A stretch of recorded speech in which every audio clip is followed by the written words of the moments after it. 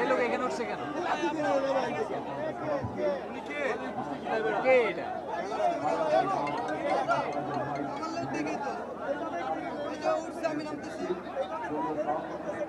কি বলা জায়গা একদম উপরে একদম নামবো।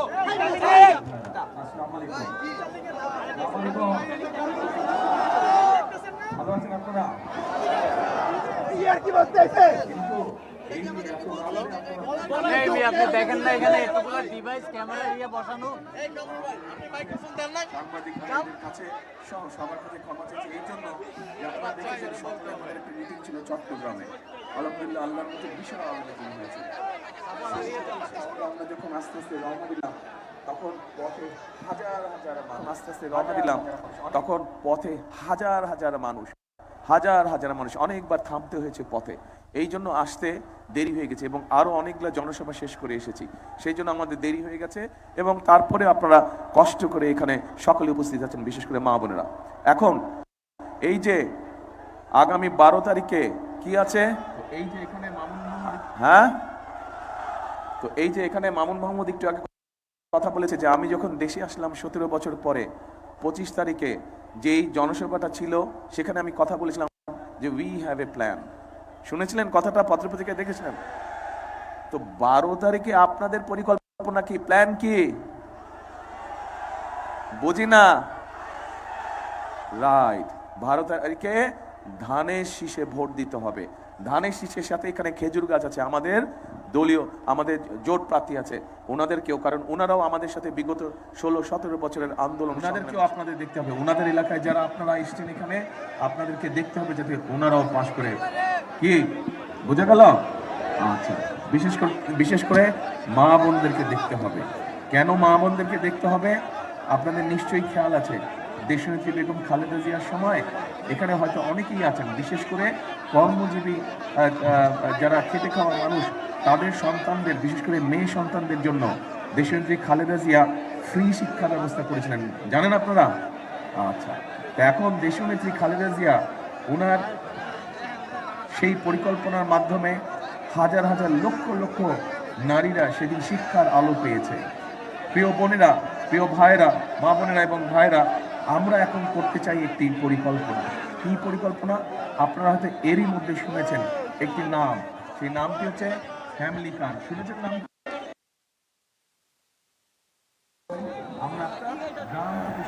এখন এই ফ্যামিলি কার্ডের মাধ্যমে আমরা গ্রাম থেকে শুরু করে গৃহিণী যারা আছে, হাউস ওয়াইফ যারা আছে, তাদের কাছে আমরা এই ফ্যামিলি কার্ডটা পৌঁছে দিতে চাই। এবং এই ফ্যামিলি কার্ডটার মাধ্যমে তাদেরকে আমরা প্রতি মাসে 7 থেকে 10 দিনের একটা সহায়তা, হয় নগদ অর্থ অথবা প্রয়োজনীয় যে খাদ্যশস্য, সেরকম কতগুলো খাদ্যপণ্য আমরা তাদেরকে দিই। আপনারা কি মনে করেন যে মাসে সপ্তাহ কয়টা? মনে করেন যে 4টা, সপ্তাহ 4টা। 4 সপ্তাহের মধ্যে যদি অন্তত 5 দিন বা 7 দিনের একটা সাপোর্ট যদি এই খেটে খাওয়া মানুষের পরিবারগুলোকে দেওয়া যায়, তাহলে কি তাদের উপকার হবে?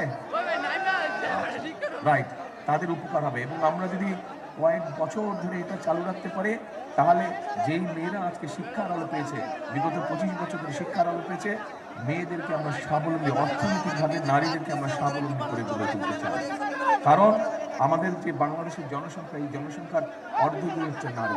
আমরা যতই বলি উন্নয়ন করবো, এইটা করবো, ওইটা করবো, কোনোটাই সফল হবে না যদি অর্ধেক জনসংখ্যাকে আমরা পেছনে ফেলে রাখি। হবে না। সেই জন্যই আমরা মাদেরকে, নারীদেরকে আমরা ফ্যামিলি কার্ড দিতে চাই।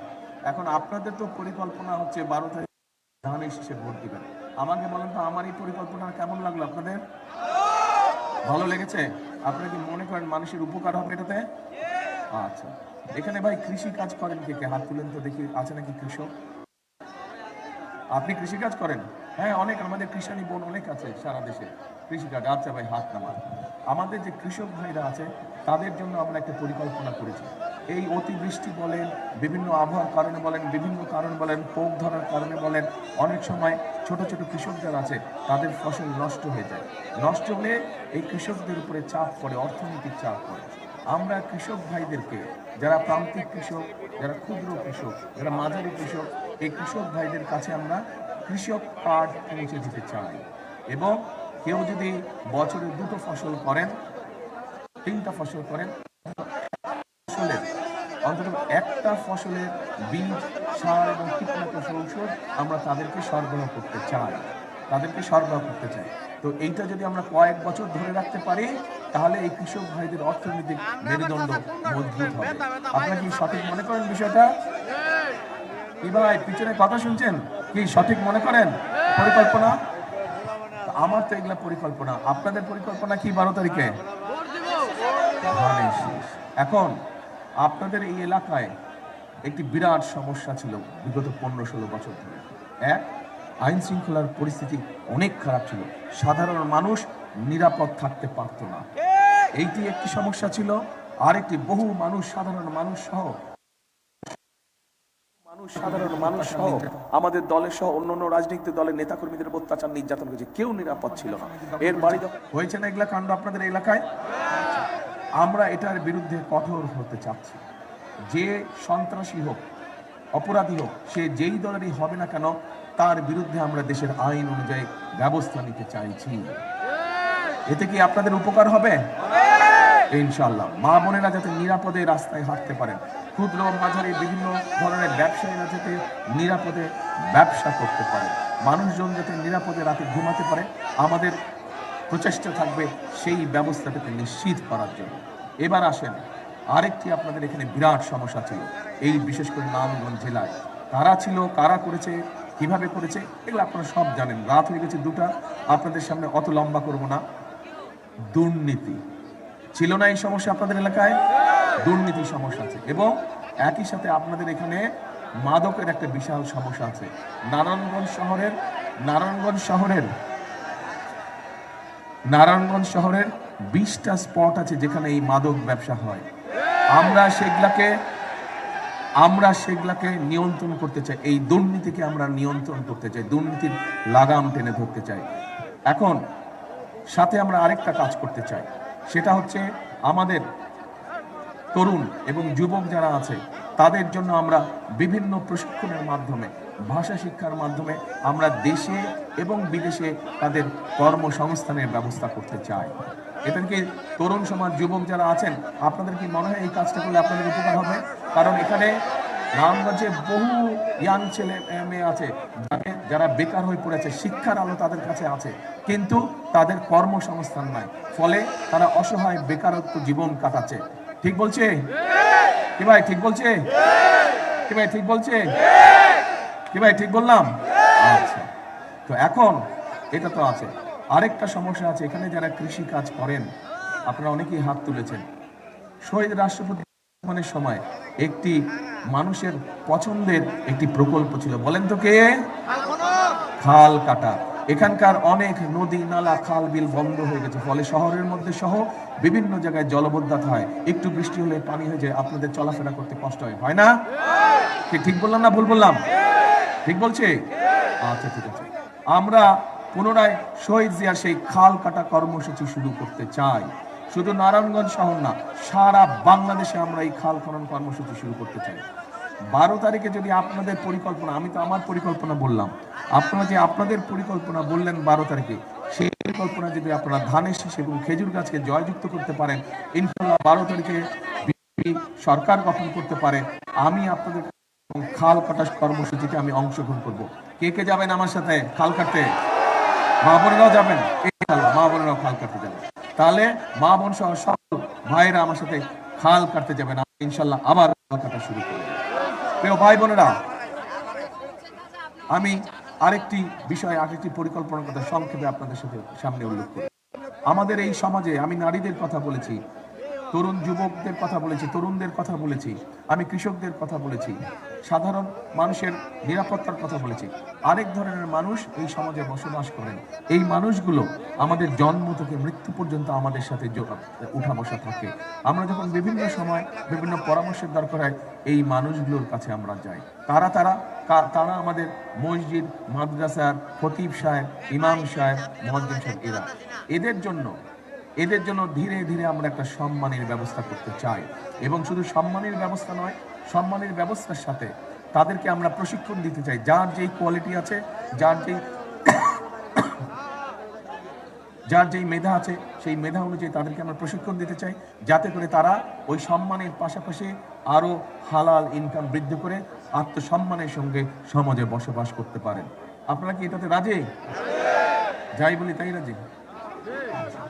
এখন প্রিয় ভাই বোনেরা, এই কাজগুলো যদি আমাদেরকে করতে হয়, আপনাদের সারা জেলায় বিভিন্ন রাস্তাঘাট, পুল কারবার, স্কুল কলেজগুলো গত 15 বছরে ভেঙে চুরে শেষ হয়ে গেছে। এরকম ভিতরে ভিতরে গ্রামের ভিতরে অনেক রাস্তাঘাট আছে না, যেগুলো নষ্ট হয়ে গেছে, আপনাদের চলাফেরা করতে কষ্ট হয়।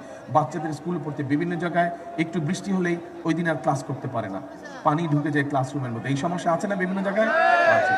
এখন এই রাস্তাঘাট বলেন, এই কাজগুলো স্কুল কলেজ রিপেয়ার করা বলেন, এগুলো আমরা করতে চাই। এগুলো আমরা অতীতে করেছি, ইনশাল্লাহ এগুলো আমরা আবার করব। কিন্তু একই সাথে দেশের মানুষের, খেটে খাওয়া মানুষের জন্য আমরা কতগুলো পরিকল্পনা গ্রহণ করেছি। সেই পরিকল্পনাগুলো তখনই বাস্তবায়ন করা সম্ভব যদি 12 তারিখে আপনারা আপনাদের পরিকল্পনা বাস্তবায়ন করতে পারেন ইনশাল্লাহ। এখন আরেকটা গুরুত্বপূর্ণ কথা বলবো। এই যে আজকে রাত্রে 2টা পর্যন্ত এখানে অপেক্ষা করছেন না, এই মিটিং এর জন্য অপেক্ষা করছেন না, সেই সন্ধ্যা থেকে অপেক্ষা করছেন।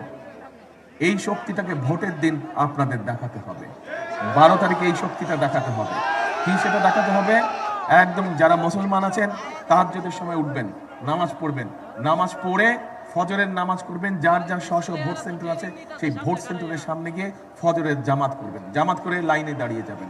যারা মুসলমান নন এরকম ভাই বোন যারা আছেন, আপনারা ভোরবেলায় আমাদের এই ভাই বোনদের সাথে, মুসলমান ভাই বোনদের সাথে চলে যাবেন। কারণ কেন আমি কথাটা বললাম, বিগত 15-16 বছর দেশের মানুষ দেখেছে নির্বাচনের নামে আমি যাবি নির্বাচন হয়েছে, নিশিরাতে নির্বাচন হয়েছে না?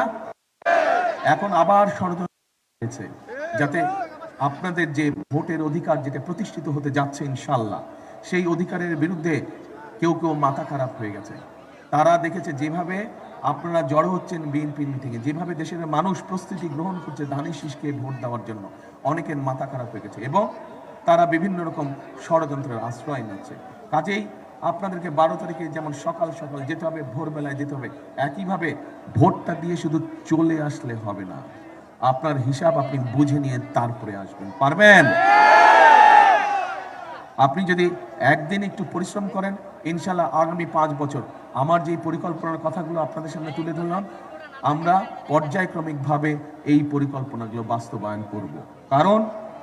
কারণ আমরা যত যাই বলি, এই বাংলাদেশই হচ্ছে আমাদের প্রথম ঠিকানা, এই বাংলাদেশই হচ্ছে আমাদের শেষ ঠিকানা। যেহেতু এই বাংলাদেশে আমাদের প্রথম ঠিকানা, এই বাংলাদেশে আমাদের শেষ ঠিকানা, সেই জন্য এই দেশটাকে সুন্দরভাবে গুছিয়ে তুলতে হবে, সুন্দরভাবে এই দেশটিকে আমাদের সাজাতে হবে। নিজের বাড়িঘর ঘর আপনারা সাজিয়ে রাখেন না, ঠিক একইভাবে দেশটাও আমাদের নিজের ঘর, বিশাল একটা ঘর। এই পরিবার, এখানে দেশের মানুষ যে থাকে বিশাল একটা পরিবার। কাজেই আমরা সকলে মিলে যদি চেষ্টা করি, তাহলেই আমরা আমাদের কাঙ্ক্ষিত সেই বাংলাদেশ আমরা গড়ে তুলতে পারবো। এবং সেই জন্যই একটা কথা আমি বলি, ওই যে ওই ব্যানারের মধ্যে লেখা আছে, দেখেন তো আপনাদের পেছনে কি লেখা আছে? করব কাজ, কে বলেন দেখে? করব কাজ, গড়ব দেশ, সবার আগে বাংলাদেশ। করব কাজ, গড়ব দেশ, সবার আগে বাংলাদেশ। কাজেই জনগণের অধিকার পাহারা জনগণকেই দিতে হবে, যাতে সেই অধিকার রক্ষা হয়ে থাকে। জনগণের অধিকার প্রতিষ্ঠিত করতে হবে। এবং আপনারা যদি আমাদের পাশে থাকেন, বিএনপির পাশে থাকেন, জোট প্রার্থীদের পাশে থাকেন, তাহলেই আমরা ইনশাল্লাহ সফলভাবে ধীরে ধীরে সমস্যার সমাধানের পথে এগিয়ে যাব। আজকে এই যে এরা হচ্ছে ধানের শীষের প্রার্থী এবং এখানে একজন আছেন আমাদের জোটপতি, চেনেন এদেরকে চেনেন? আচ্ছা, এলাকার সমস্যার সমাধান যদি না হয়, ভোট দিয়ে যখন নির্বাচিত করবেন, এলাকার সমস্যার যতক্ষণ সমাধান না হবে ততক্ষণ তাদের বাসায় গিয়ে বসে থাকবেন। আপনার ঘাট, স্কুল, কলেজে, ব্রিজ যাতে ঠিক করে দেয় তারা। পারবেন? ঠিক আছে, এই 5 জনকে আমি আপনাদের জিম্মায় দিয়ে গেলাম। আপনাদের হিসাব নিকাশ কড়ায় কান্ডায় বুঝে এদেরকে জিতিয়ে নিয়ে আসতে হবে। পারবেন?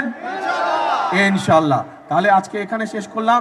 খাল যেদিন কাটতে যাব সেদিন কিন্তু আমার সাথে যেতে হবে। কে যাবে? ইনশাল্লাহ। আল্লাহ হাফেজ। বাংলাদেশ জিন্দাবাদ, বাংলাদেশ জাতীয়তাবাদী দল জিন্দাবাদ।